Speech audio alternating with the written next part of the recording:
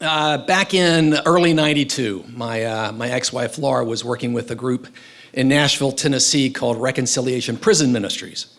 And their focus was to keep the families of incarcerated in touch with each other, working especially with the kids who may have a mom or dad or both doing time. She organized a camping trip for these kids. They tried to do things that may not get to do otherwise. And so she organized this trip. They were going to go hiking and rock climbing and rappelling and camping out, and asked if I would consider being a chaperone, along with her and Gerald, who was a volunteer at Reconciliation, a guy that he and I really hit it off. And I thought, yeah, that'd be fun. She also worked it out that we would be doing this with a group called Outward Bound. And Outward Bound does really cool things with kids. And with this particular group of kids, they were going to do something called pulling them out of the city and sleeping in the woods. And that was terrifying for these guys. So that's what we did. And it was going to be in a beautiful state park in Tennessee in Grundy County, which is the poorest county in Tennessee and was also at one time the home of the Klan. Good times. Yeah.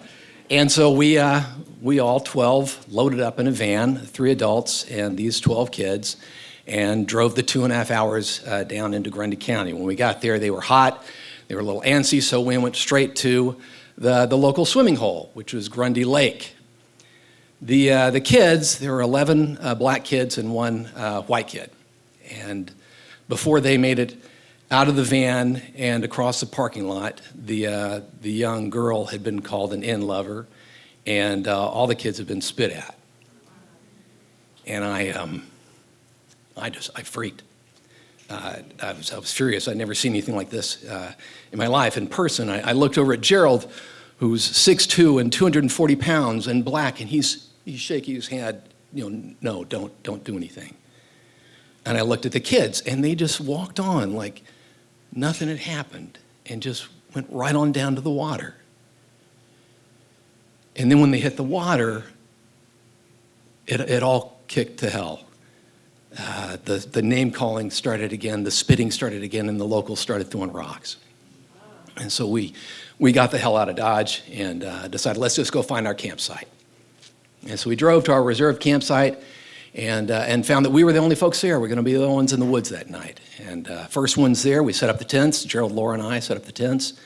And the kids are gathering sticks and branches for the fire. It's going to be their first campfire for these kids. They'd never done anything like this before.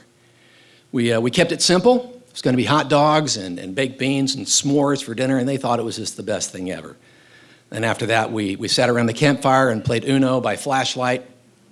And then around 9:30, 10, we went to bed. All the girls were in Laura's tent, and the guys were with me and Gerald. We split them up. Took them about an hour or so to fall asleep because it was so quiet. They weren't used to that. Around 2 a.m., the kids in my tent woke me up because they said they were hearing voices. And I told them to be quiet, and then I would check it out. Went outside, and sure enough, about 100 yards off, flashlights and muffled voices. And Laura and Gerald's tents were already awake too, and the kids were scared out of their minds. One little boy crying, and we got them all into Laura's tent and said, you guys just stay in here and be quiet as you can. Gerald and I put on these headlamps, but we kept them off, looked around in the dark, and saw these 2 large branches, sticks, next to where the fire had been, about the size of baseball bats. And I thought, fuck pacifism. We picked them up. And Gerald suggested that I be the one to go do the meet and greet. And he was going to stay with Laura and the kids, and I had no idea what I was going to do. I was scared shitless.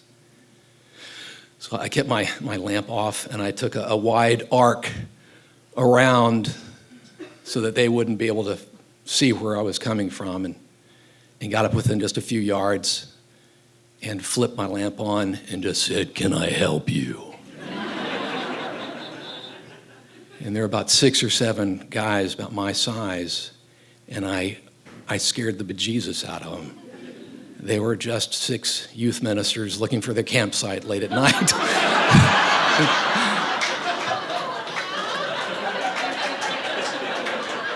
None of us slept that night. Laura got up early and made pancakes and sausage, and we loaded the kids up, and they just all were laughing at what a silly thing the night before had been, which just astounded me. We went to where Outward Bound was and went to their site, and we picked up all of our climbing gear and the helmets and the harnesses and hiked up to the top of a rock bluff called Stone Door. And these kids were experiencing the strangest thing they ever had in the most dangerous place that I could imagine for them. And they were doing it with such courage and integrity and humor. And I watched one by one as they stepped up, called out on belay, listened for belay on, and then stepped backwards through a stone door into nothing but air. Thank you.